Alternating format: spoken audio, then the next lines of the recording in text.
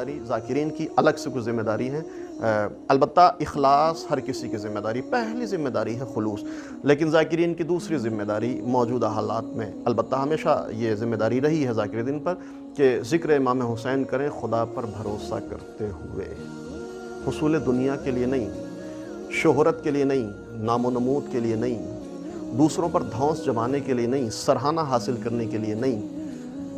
خدا پر توکل کرتے ہوئے رضائے حسین کی خاطر ذکر حسین کریں۔ میرے ایک بزرگ ہیں جو اکثر و بیشتر یہ جملہ کہتے ہیں کہ تم حسین کا ذکر کرو، حسین سے معاملہ کرو، اگر تم نے حسین کے دین کی تبلیغ کے لیے ذکر حسین کیا تو حسین تمہاری دنیا کو خود بخود سنوار دیں گے۔ بہت سارے واقعات یہاں نقل کیے جا سکتے ہیں، بہت سارے تجربات اور مشاہدات آپ کی خدمت میں بیان کیے جا سکتے ہیں، خدا پر توکل کرو، حسین کے لیے ذکر کرو، رضائے حسین اور رضائے خدا کے لیے اگر ذکر حسین ہے تو یقیناً حسین تمہاری مادی ضروریات کے ضامن ہوں گے۔ ایک اور ذمہ داری ذاکرین کی خطبہ کی، مخصوصاً خطبہ کی ایک اور ذمہ داری یہاں ہے کہ وہ شجاعت سے کام لیں۔ اگر شجاعت ہے تو پھر انسان حالات پر غالب ہو کر پیغام امام حسین کو دنیا کے سامنے پیش کرے گا، حالات سے مغلوب نہیں ہو سکتا۔ پھر یہ نہیں دیکھے گا کہ ہم لوگ کیا چاہتے ہیں، لوگوں کی کیا پسند ہے، انجمن ہم سے کیا مطالبہ کرتی ہے، ہم سے کس چیز کی ڈیمانڈ کی گئی ہے، ایسا نہیں۔ لوگوں کو خوش کرنے کے لیے انسان پھر ذکر امام حسین نہیں کرے گا۔ اگر شجاعت انسان کے اندر موجود ہے تو پھر لوگوں کی ضروریات کو مد نظر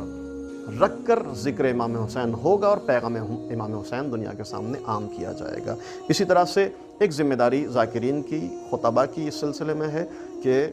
خطبہ مقتضائے حال کے مطابق بیانات ان کے ہونے چاہیے، یعنی جو آج کے موجودہ حالات کے ضروریات ہیں ان کو مد نظر رکھتے ہوئے اگر پوری تقریر نہیں، اگر پوری گفتگو نہیں تو تھوڑی دیر کے لیے ہی صحیح جو آج کے موجودہ حالات ہیں، خصوصاً نوجوانوں کے جو مسائل ہیں، وہ شبہات، وہ سوالات،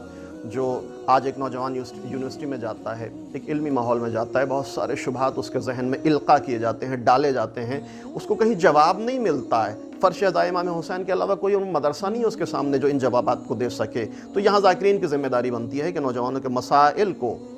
حل کرنے کی کوشش کی جائے، ان کے شبہات کا جواب دیا جائے، ان کے اعتراضات اور ان کے سوالات جو ان کے ما فی الضمیر میں موجود ہیں، ایک ذاکر اور خطیب کی ذمہ داری ہے ان کو محسوس کرے اور اس کا جواب فرش ادائے منبر حسینی سے دے تاکہ ہمارا نوجوان تشنہ نہ جائے، کچھ لے کر اس فرش ادائے حسین سے علم کی دولت لے، معرفت کی دولت لے اور ان کا جواب ان کو ملے تاکہ ایک آسودگی مذہبی اعتبار سے اس کو حاصل ہو۔ یہاں ایک اور ذمہ داری ذاکرین کی بنتی ہے، وہ یہ ہے کہ اخلاقی ضروریات کی تکمیل کے لیے سب سے بہترین ذریعہ واعظ و نصیحت، اور اس واعظ و نصیحت کو بنحو احسن منبر حسینی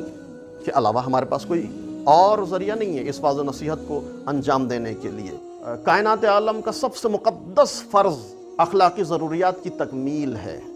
اصلاح معاشرہ کے لیے، اور فضائل، اخلاق، زہد، تقوی، عصمت و عفاف، احسان و کرم، حلم و عفو، عزم و ثبات، ایثار و لطف، غیرت و استغنا، اصول اور فروع،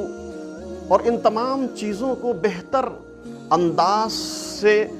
معاشرے میں لانے کے لیے سب سے بہترین طریقہ واعظ و نصیحت جو ذاکرین الحمدللہ انجام دیتے ہیں۔ لیکن یہ یاد رکھیے گا، ایک عقلی قاعدہ ہے کہ فاقد شے موتی شے نہیں ہوتا۔ جب تک انسان کے پاس وہ چیز خود موجود نہیں ہو وہ دوسرے کو نہیں دے سکتا۔ اگر میں خود